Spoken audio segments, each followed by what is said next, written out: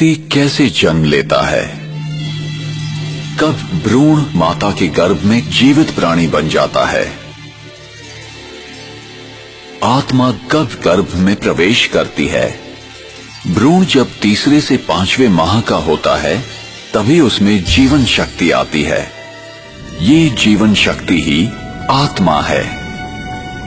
आत्मा को ही प्राण कहते हैं। आत्मा ही प्राण ऊर्जा है। आत्मा में संचित विशेषताओं और अनुभूतियों के आधार पर शरीर के डीएनए तथा विभिन्न अंगों का निर्माण होता है।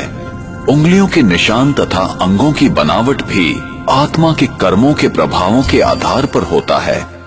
दूसरे शब्दों में, मैं आत्मा ही अपने शरीर की बनावट का निर्धारण अपने विचारों, मनस्थिति और कर्मों के द्वारा करती हूँ। सामान्यतः जब आत्मा नए शरीर में प्रवेश करती है तो पिछले जन्म के अनुभव, स्मृतियां और घटनाओं को भूल जाती है। कुछ उदाहरण ऐसे हैं जबकि व्यक्ति अपने पूर्व जन्म की कहानियां सुनाते हैं जिन्हें जांच के बाद सत्य पाया गया है। हम अक्सर देखते हैं कि अबोध बालक बिना किसी कारण रोते हैं या हंसते हैं। पूर्व जन्म की स्मृतियां ही इसका कारण होती हैं। इसकी दूसरी ओर मृत्यु क्या है?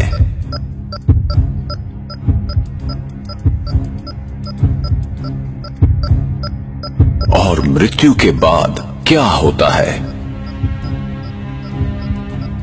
एक जीवित व्यक्ति कैसे मृत शरीर के रूप में परिवर्तित हो जाता है? मृत्यु वो स्थिति है जब आत्मा शरीर छोड़ देती है।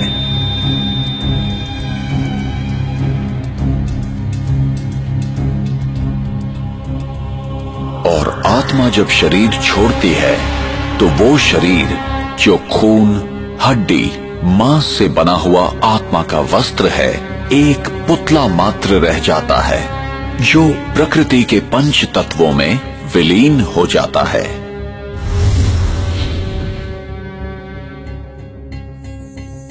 अपने पुराने शरीर को छोड़ आत्मा दूसरी माता के गर्भ में प्रवेश करती है।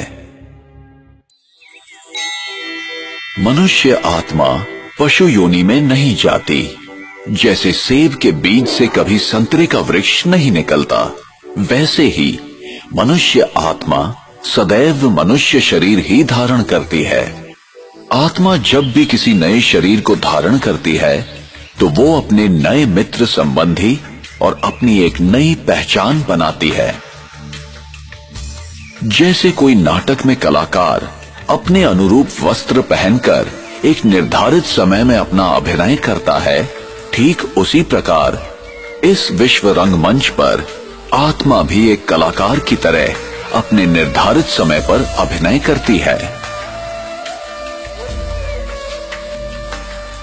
और जब शरीर अधिक उम्र, बीमारी या किसी घातक चोट के कारण बेकार हो जाता है, तब आत्मा शरीर को त्याग देती है और जन्म उपरांत जन्म लेती जाती है। इसी प्रकार जीवन एवं मृत्यु का ये अविनाशी चक्र इस संसार में चलता रहता है।